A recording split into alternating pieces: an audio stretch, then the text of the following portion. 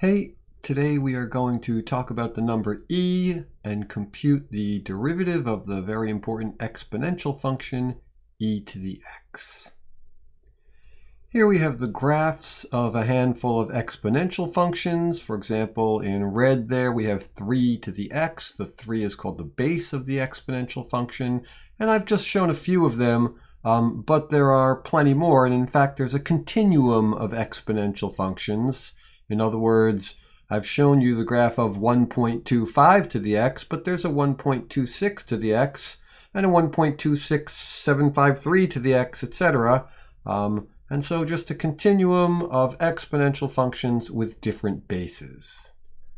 One interesting thing to notice about all of these exponentials is they all pass through the point 0, 1, because take any non-zero number, raise it to the 0th power, and you get 1. And if we focus on the exponential function 1.25 to the x for a moment, we can sketch the tangent to that curve at the point 0, 1, and it has a slope that's positive, but a small positive number, certainly something smaller than 1. On the other hand, if we focus on the exponential function 10 to the x, and we sketch the tangent to the curve 10 to the x at the point 0, 1, we see that it's a larger positive number and certainly something larger than 1. What's the point? The point is that somewhere in this continuum of exponential functions, there's a base, there's a number, such that when you create the exponential function with that base, the tangent to that exponential function at 0, 1 has slope precisely equal to 1. We call this number e. So e is precisely the number that when you look at the exponential function e to the x, the slope of a tangent line at 0 is 1. Later on in the semester, we will show that e is also equal to the limit as n goes to infinity of 1 plus 1 over n to the n. And if you choose various values for n, like when n equals 1, 1 plus 1 over n to the n is 1 plus 1 over 1, or 1 plus 1, which is 2 to the first. And so that's why when n equals 1, this expression 1 plus 1 over n to the n is just equal to 2. And if you go let n be 10, then we have 1 plus a tenth, or 1.1 to the 10th, and you get 2.5 something or other. And it's not obvious that this limit converges, but it appears that it does. You see what happens as we get higher and higher values of n. They appear to be converging onto 2.7 something or other. And the fact of the matter is that if you round to 20 decimal places, e is approximately equal to 2.718, yada, yada, yada, etc. It doesn't really matter. Here's what you need to know about e. 3 things. First, keep this in mind at all times. Just a number. E is a number. Second, occasionally it'll be useful to know that it's a number between 2 and 3. And so if you want like some idea of what that number is, well, somewhere between 2 and 3. And if you really want to be more precise, a little closer to 3. And then the third thing, which we'll be focusing on today, is the way we defined the number e. The exponential curve e to the x has a tangent line at 0 with slope equal to 1. That will be important momentarily. And it will become important because, well, we have this new function, f of x equals e to the x. What do we want to do? Well, we want to take the derivative of that function. That's what we do these days. We take new functions, we find their derivatives. And just as with any other function, the derivative of this function is the limit as h approaches 0 of f of x plus h minus f of x all over h. And f of x plus h is just e to the x plus h. F of x is just e to the x, and so we get this expression here.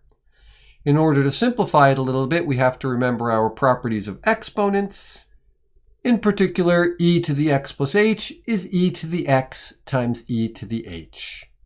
Now I can factor in e to the x out of the numerator, which gives me this expression here, thinking of e to the x as e to the x over 1, if you like. And then the question becomes, well, what happens to e to the x as h approaches 0? And e to the x has no h in it. It stays e to the x as h approaches 0. In other words, with respect to the variable h, e to the x is a constant. And since it's a constant, we can pull it outside of the limit. All that's left to determine the derivative of e to the x is to compute this limit. The limit as h approaches 0 of e to the h minus 1 all over h. And to do that, let's go off on the side for a moment here and compute the derivative at 0 for this function e to the x. We happen to know what the derivative at 0 of e to the x is. It's the slope of a tangent line at 0, and we define the number e so that the slope of the tangent line would be 1. So we happen to know that f prime of 0 is equal to 1. But we can compute it first using the definition of the derivative at the point 0. And that definition says that that f prime of 0 is the limit as h approaches 0 of f of 0 plus h minus f of 0 all over h. And plugging these values into the function f of x equals e to the x, you can start to see what's about to happen. We get the limit as h approaches 0 of e to the h minus 1 all over h. Exactly the limit that we're trying to figure out over here. And the beauty is, as we already mentioned, we know what this derivative is. We know what the derivative at 0 is of e to the x. It's 1. It's the slope of a tangent line at 0. We defined the number e so that this derivative, this limit, would come out to be 1.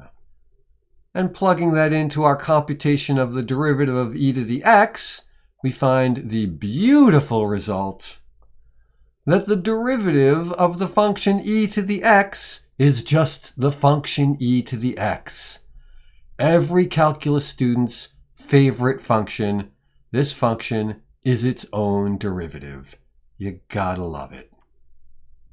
Okay, just for entertainment, review, and a little bit of practice, see if you can do this. Find the equation of the line tangent to the function e to the x at the point where x is equal to 3. So take a few minutes, pause the video, see if you can come up with the equation of this tangent line, and then when you're ready, start it up and we'll see how it's done.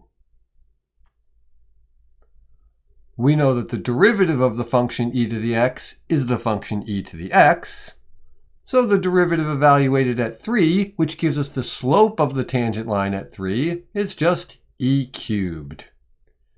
Any line has the equation y equals mx plus b, where m is the slope of the line, and we just determined that the slope is e cubed. So the line we're looking for has the equation y equals e cubed times x plus b for some value of b.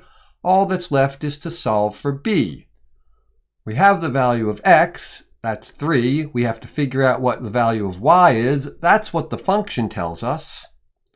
It tells us that when x equals 3, y is f of 3, which in this case is e cubed. And so now we just have to plug those values in for x and y to solve for b. We get that e cubed equals e cubed times 3 plus b. E cubed times 3, more commonly written as 3e cubed. All that's left is to subtract 3e cubed from both sides. And you get that b is negative 2e cubed, because e cubed, or 1e cubed minus 3e cubed, is negative 2e cubed. And that gives us the equation of our tangent line. It's y equals e cubed times x minus 2e cubed. And if that looks strange and or confusing to you, don't forget the first thing that I told you to remember about the number e, and that is, it's just a number. Just a number, like 5 or 7. If this was a 5, then this would be y equals 125x minus 250. Same idea, just a number, and so we have some number times x minus some other number, just like we would for any other line. Okay, that was the number e and the exponential function e to the x and its beautiful derivative. There's a tiny bit of homework on it. I don't think you'll find it hard. Take a stab. Looking forward to seeing you in class.